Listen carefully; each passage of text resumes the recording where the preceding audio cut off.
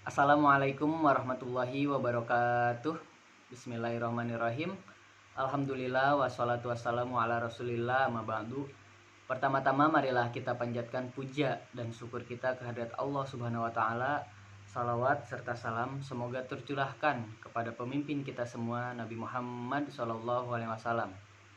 Yang saya hormati kepada Bapak Stadi Rijal selaku dosen pengampu mata kuliah Filsafat Islam.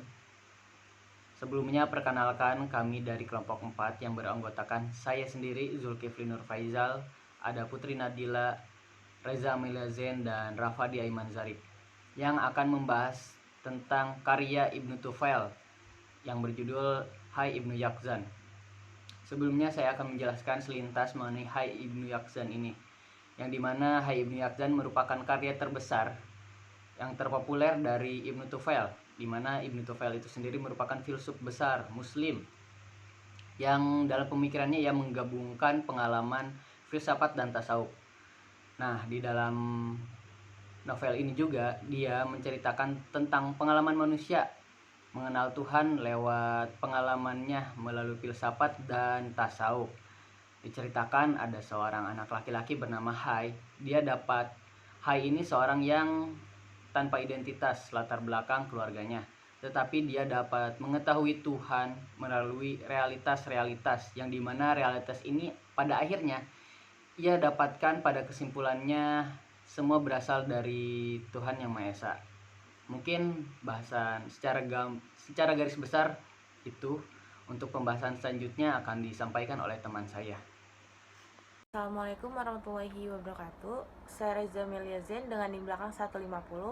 Di sini saya akan menjelaskan pengertian dari filsafat Islam, dan salah satu karya filosof Islam adalah Ibnu Tufail, yaitu roman Hai Ibnu Yaqzan.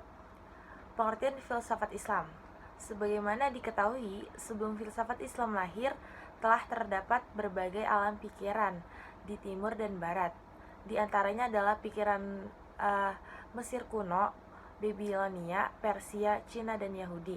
Namun dari pikiran-pikiran tersebut, yang dominan berhubungan dengan dunia Muslim adalah alam pikiran Yunani. Walaupun pikiran Persia dan India juga banyak memberikan sumbangan. Filsafat Islam dimaksudkan adalah filsafat dalam perspektif pemikiran orang Islam. Nah, seperti juga pendidikan Islam adalah pendidikan dalam perspektif orang Islam. Filsafat berasal dari bahasa Yunani, yaitu Philo dan Sophia. Philo artinya berarti cinta, dan Sophia ini berarti kebijaksanaan atau kebenaran. Sedangkan menurut istilah, filsafat diartikan sebagai upaya manusia untuk memahami secara radikal dan integral serta sistematik mengenai Tuhan, alam semesta, dan manusia, sehingga dapat menghasilkan pengetahuan tentang bagaimana hakikatnya sejauh yang dapat dicapai akal manusia, dan bagaimana sikap manusia itu seharusnya setelah mencapai pengetahuan tersebut.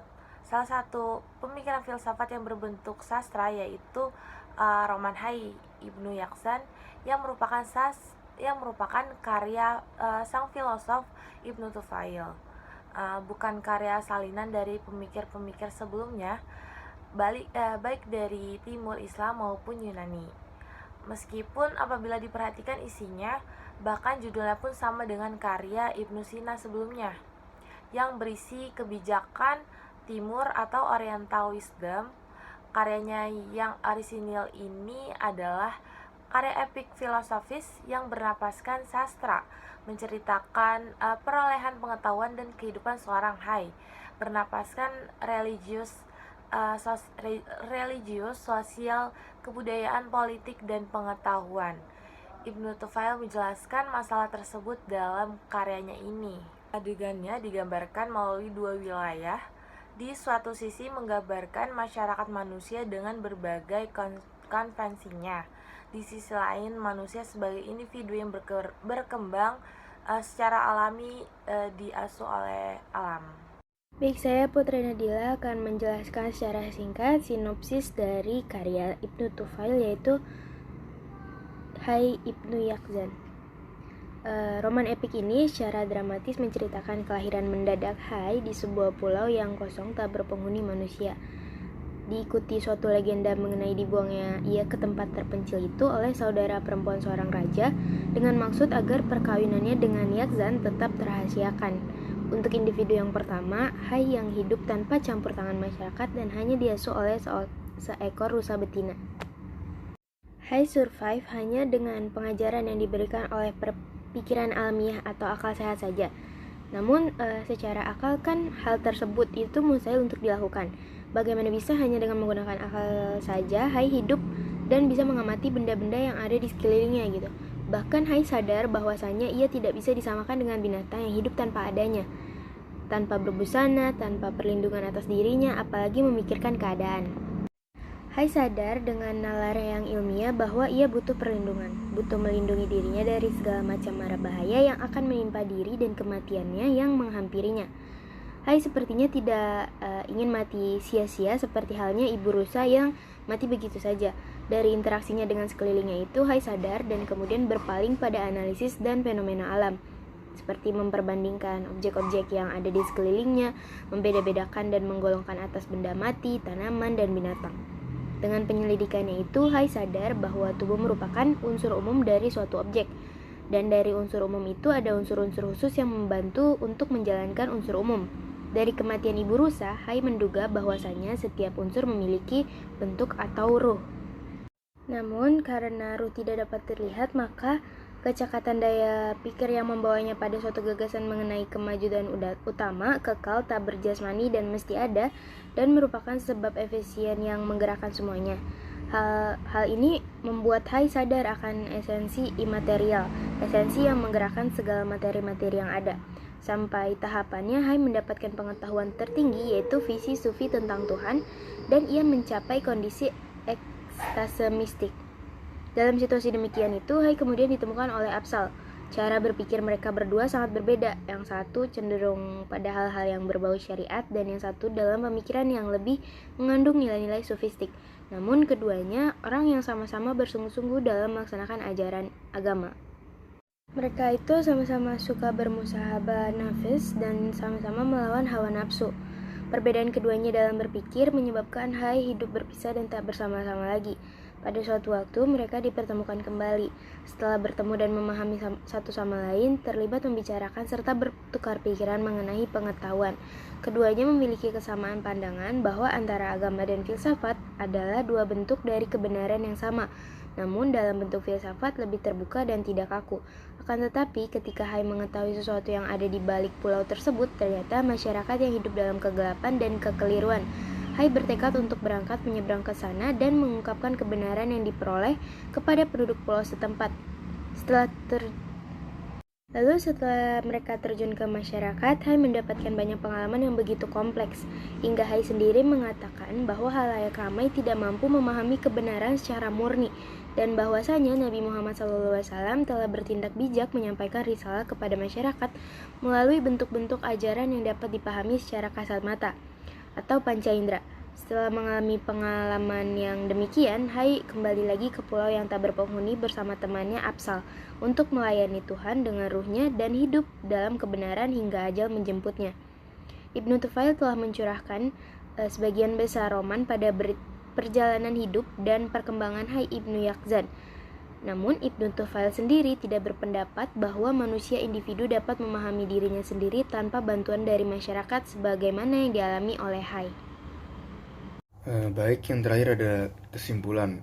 Pemikiran filosof Ibnu Tufail yang tertuang dalam kisah Hai bin Yakzon dapat dilihat melalui 3 aspek utamanya, yaitu dari aspek ontologi, epistemologi, dan juga aksiologi.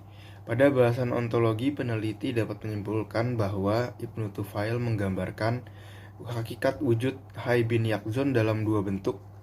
Yang pertama yang dinyatakan bahwa hakikat wujud yang Hai adalah seorang anak manusia yang terlahir akibat perkawinan manusia. Yang kedua dinyatakan bahwa Hai terlahir secara alami. Ia adalah makhluk Tuhan namun bukan anak manusia.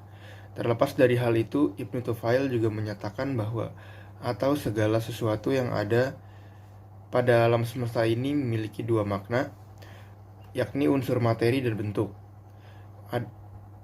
Kemudian segala sesuatu yang ada hakikatnya berasal dari zat fa'il yang wajib, yaitu Tuhan. Aspek epistemologi terkait sumber pengetahuan, Ibnu Tufail menggambarkan bahwa sumber pengetahuan itu bisa berupa akal, panca indera, dan intuisi. Namun dalam hal ini, Ibnu Tufail menekankan bahwa hakikat pengetahuan tertinggi itu bisa diperoleh dengan menggunakan intuisi. Terkait dengan aspek aksiologi, peneliti dapat menyimpulkan bahwa Ibnu Tufail setidaknya telah mengajarkan 3 etika, yaitu etika terhadap Tuhan, etika terhadap lingkungan, dan etika terhadap masyarakat sosial. Etika terhadap lingkungan di sini digambarkan Ibnu Tufail melalui sosok Hai terlihat pada saat Hai berusaha untuk mendapatkan sifat-sifat yang wajib. Hai berusaha memiliki sikap serta akhlaknya dan senantiasa rela dengan semua ketetapannya. Kemudian etika terhadap lingkungan dapat dilihat ketika Hai menjaga makanan dan selalu memberikan bantuan pada tumbuh-tumbuhan serta hewan di sekitarnya. Selanjutnya yang etika terakhir, etika sosial.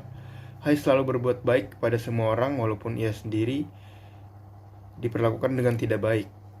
Hai memiliki kelapangan hati, ia bersedia minta maaf pada orang lain walaupun ia tidak bersalah. Sekian, terima kasih.